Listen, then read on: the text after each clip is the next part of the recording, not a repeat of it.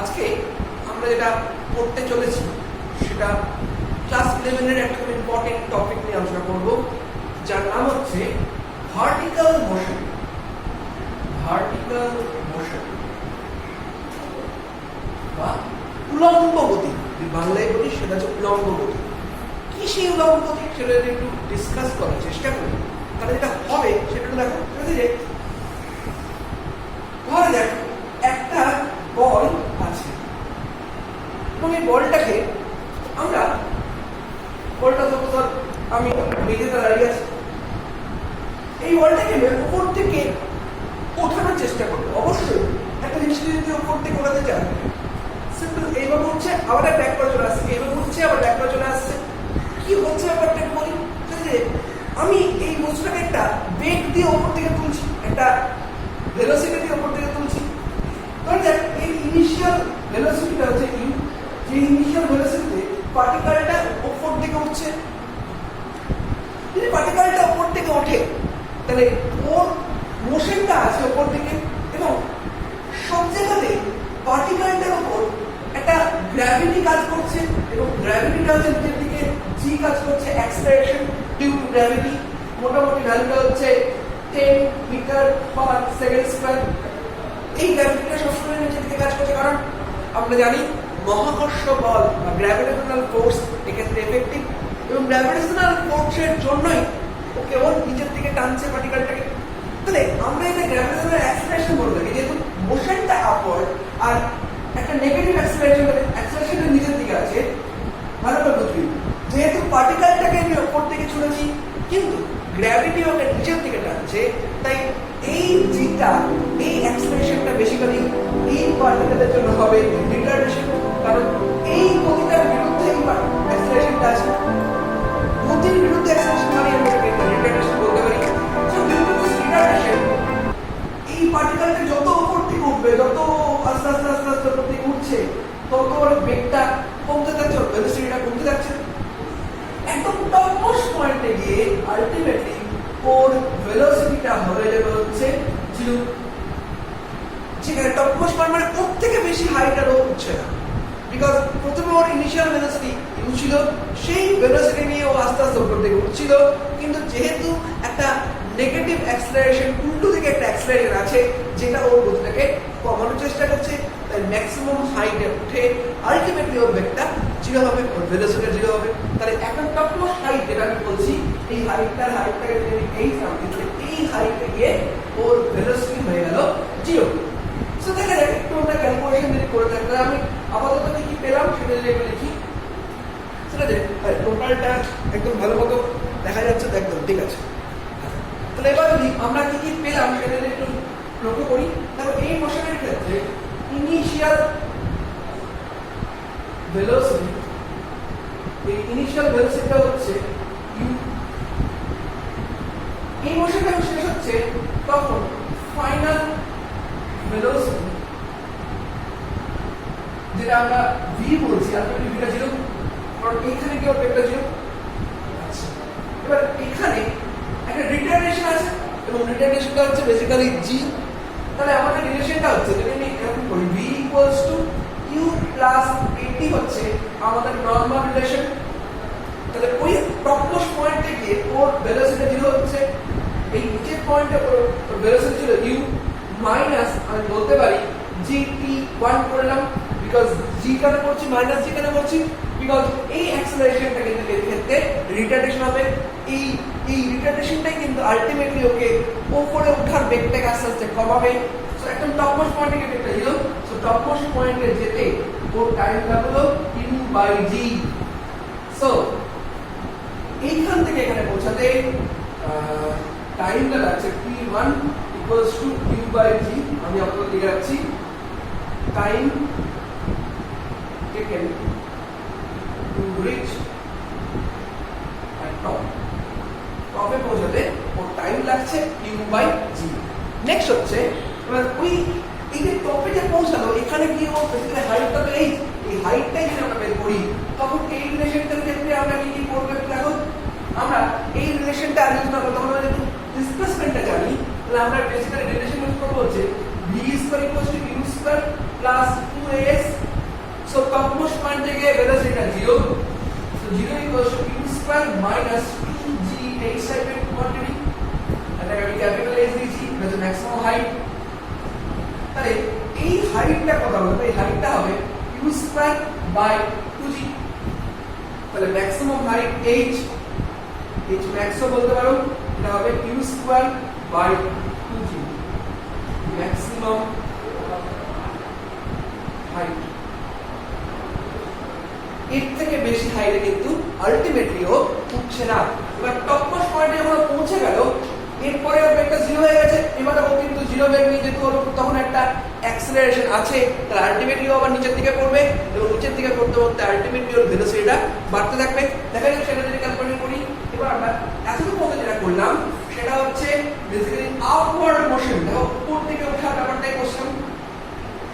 এই আপওয়ার্ড মোশনের পরিবর্তে আমরা এবার ডাউনওয়ার্ড মোশন করব। যখন পার্টিকেলটা ওই টপমোস্ট হাইট থেকে আস্তে আস্তে নিচের দিকে পড়ছে, এই যখন করব তখন এই সিনারিওটা অন্তত যখন আমরা ডাউনওয়ার্ড মোশন করছি যখন নিচের দিকে পড়ছে, ঠিক ডাউনওয়ার্ড মোশনটা শুরু করছি, তখন আমাদের এই ইনিশিয়ালাইজেশনটা পুরোপুরি চেঞ্জ হয়ে যাবে। ইনিশিয়াল ভেলোসিটি এটা হবে হচ্ছে 0। যত টাইম যাবে তত ওর ভেলোসিটি বাড়তে থাকবে। আচ্ছা, মনে করি এই হাইট নিচে আনতে হচ্ছে, তাহলে ডিসপ্লেসমেন্ট বলতেই পারো। Displacement is basically capital H। যে হাইটটা ওদের ছিল সেই হাইটটা নিচে দেখে আমি। তাহলে এবার দেখি যে এই H হাইট আসতে ওর কত টাইম লেগেছে, দেখা যাক সেটা কত হয়। আমরা ইউজ করব s ut plus half of at square relation. যেহেতু নিচের দিকে নামছে, এখান থেকে কিন্তু জিটা তখন অ্যাক্সেলারেশন ডিউ টু গ্র্যাভিটি হবে এবং সেটা অ্যাক্সেলারেশনের মতোই কাজ করবে এবং এই অ্যাক্সেলারেশনটাই ওকে আস্তে আস্তে নিচ দিকে নিয়ে আসবে, ওর ভেলোসিটি বাড়াবে। তাহলে দেখো h s টা এখানে হয়ে যাচ্ছে h, যেহেতু ইনিশিয়াল ভেলোসিটি 0 হয়ে যাচ্ছে, initial velocity 0, so 0 plus half of g t2 তার স্কয়ার। সো এখান থেকে এখানে আসতে ওর t2 সময় লেগেছে। t2 টা দেখো হয়ে গেল √2h বাই g। যেখানে h এর মানটা u স্কয়ার বাই g আমি ইউজ করতেই পারি। So u square by g যদি ইউজ করি, দেখো 2 into u square by 2g use করছি, 2g ইনটু g হয়ে গেল আলটিমেটলি দেখো √ওভার টোটালে u বাই g। তাহলে t1 হচ্ছে time taken to rich at the top, এটা হচ্ছে t1। তাহলে একইভাবে t2 টা হবে t1 এর সাথে ইকুয়াল। দেখো নামতেও কিন্তু time taken to reach from the top to ground is t2। উপর থেকে নিচে আসতে ওর t2 টাইম লেগেছে এবং এই টাইমটাও কিন্তু basically u by g। So এই পয়েন্ট অফ ভিউ থেকে আমরা এটাই বলতে পারি যে ওর টোটাল টাইম অফ ফ্লাইট, মানে যে টোটাল টাইমটা ছিল উপরে থেকেছে, টোটাল টাইম অফ ফ্লাইট যে ফুল সময়টা ধরো উপরে থেকেছে, সেই সময়টা হচ্ছে কিছু না t1 plus t2 is basically u by g plus u by g, so is basically 2u by g। So এই টোটাল যেতে এবং এখান থেকে আসতে টোটাল 2u by g সময় লেগেছে। এই সময়ের মধ্যে ও গিয়েছে আবার ব্যাক করে চলে এসেছে।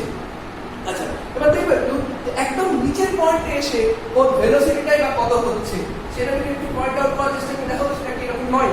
নিচের পয়েন্টে এসে ধরো আমি v equals to u plus at relation use করলাম।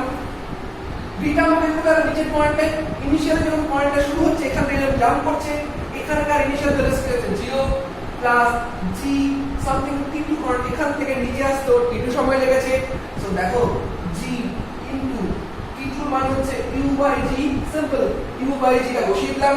দেখো ওর নিচে এসে কিন্তু ভেলোসিটিটা এই পয়েন্টে যখন ব্যাক করছে তখন ওর ভেলোসিটিটা কিন্তু নিচের দিকে আছে এবং সেটা কিন্তু আবার সেই যে ভেলোসিটি ছিল সেই ভেলোসিটি নিয়েই ও ব্যাক করলো, আর কিছু না, সেই একই ভেলোসিটি নিয়ে কিন্তু ও ব্যাক করেছে। মানে একটা পার্টিকেলকে যে ভেলোসিটি তুমি ছুড়বে, তুমি যখন পাবে তখন ঠিক সেই ভেলোসিটিতে ব্যাক করবে, যদি না অন্য কোনো রকম ফ্রিকশন বা অন্য কোনো রকম এয়ার ড্র্যাগ থাকে।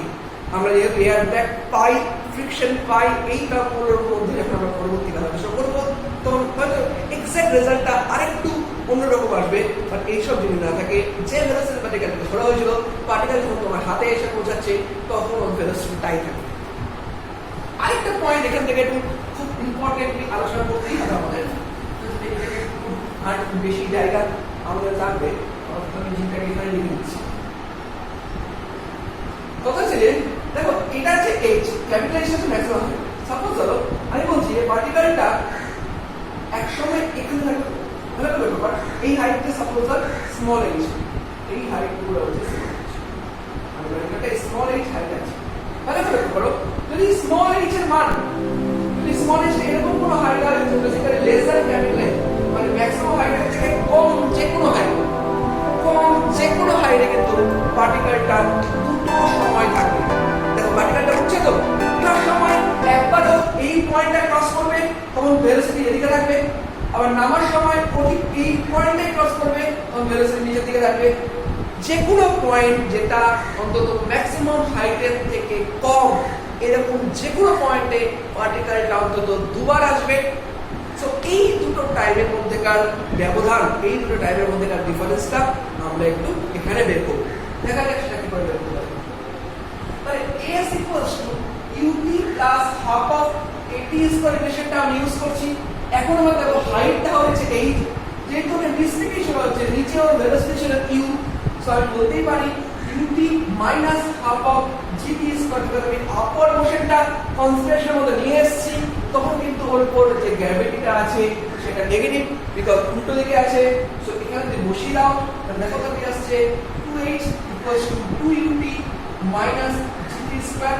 সো পুরোটাকে একদিকে কনভার্ট করে নাও, কি আসছে দেখো gt square minus 2ut plus 2h equals to 0। So এটা দেখো সিম্পল একটা দ্বিঘাত সমীকরণ। আমরা দ্বিঘাত সমীকরণ বা কোঅর্ডিনেট ইকুয়েশনের সলিউশনের জন্য আমরা ইউজ করে থাকি শ্রীধরাচার্যের ফর্মুলা।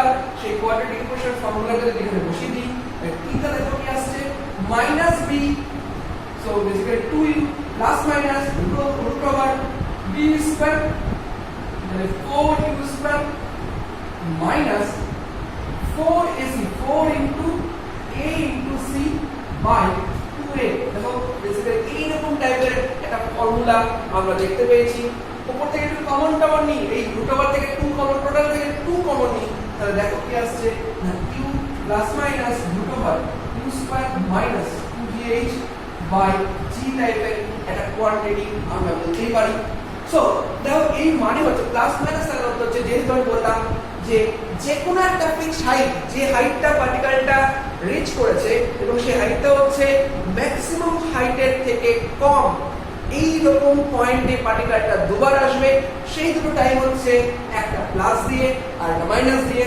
সো আমরা যদি এখানে একটু ডিটেইলে ক্যালকুলেশন করে নিই, একবার ডিফারেন্সটা একটু বার করে নিই, তাহলে দেখো যেটা আপওয়ার্ড টাইম, উঠার সময় যে টাইমটা থাকবে সেটা নিশ্চয়ই কম থাকবে। So negative is the answer. t1 টা হবে u minus root over u square minus 2gh by g. t2 the time to come back to the rest, নিচের দিকে নামার সময় যেটা একটা ক্রস করছে ওই হাইটটা u plus root over u square minus 2gh by g. So basically এই দুটোর মধ্যে ডিফারেন্স করি, মানে t2 minus t1 is the delta time gap between the two time. So এই গ্যাপটা কম দাঁড়াবে। দেখো এটা মাইনাস এটা করলে আলটিমেটলি কি দাঁড়াচ্ছে গো, এটাই দুবার আসছে root over of u square minus 2gh by g। This is the final answer. মানে একটা ফিক্সড হাইট পার্টিকেলটা দুবার ক্রস করছে এবং সেই দুটো টাইমের মধ্যেকার গ্যাপিং হচ্ছে এইটা। আজকে আমরা এই টোটাল আমাদের ভার্টিক্যাল মোশনের জায়গাটা আলোচনা করলাম। পরের ক্লাসে আমরা আলোচনা করব প্রজেক্টাইল। এটা অবশ্যই সবাই